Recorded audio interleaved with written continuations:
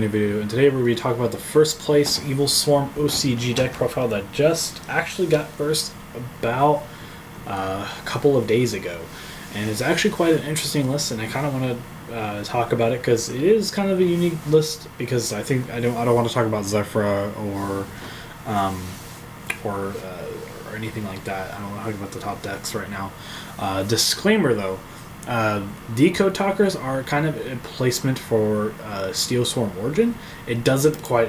Steelswarm Origin doesn't exist on YJ Pro 2, and as if you could look up Origin, if I spelled it properly, yeah, it's not there. So you keep that in mind. So Decode Talkers, 2 Decode Talkers are Steelswarm Origins. So without any further ado, let's just jump right into the list.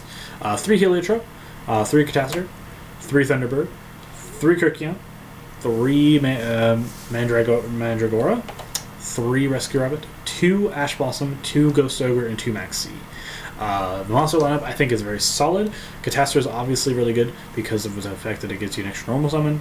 This card is really stupid because it's a normal monster with 1950 attack, and it is really susceptible to Rescue Rabbit. This card is really insane because it banishes itself once your opponent does anything. This card is insane for obvious reasons. This card is pretty good because it, if you're going second, you just special summon this card from your hand. Rescue Rabbit is to drag out 2 of these, and you play 3 because it's probably more consistent that way. And you play obvious hand traps.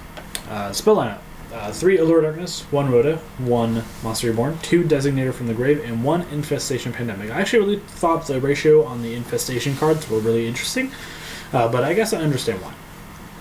3 Allure of Darkness because it's a dark deck and you might as well just play 3. And if you open up with the Heliotrope, this is really good because you just banish your first Heliotrope. 1 Rhoda because you search out Castor specifically. 1 Monster Reborn because you can revive like your Castor or something else to make some really good, really stupid plays. This stops hand traps. This card's really nutty. So, yeah.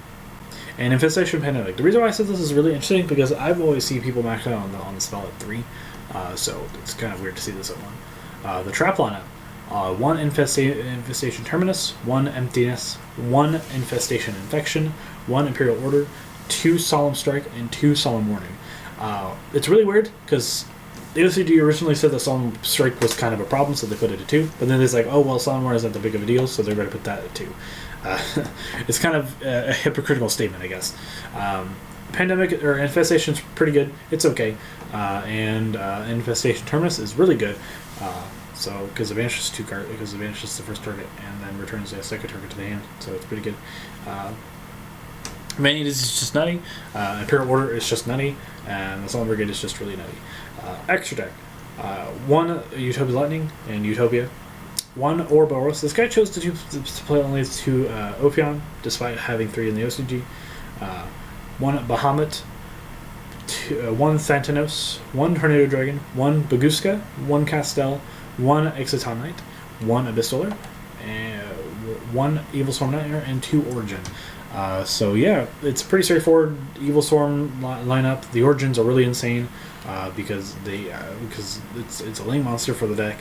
I don't actually remember what it does off the top of my head. Thanks YJ Pro for not having it on here, but that's neither here nor there.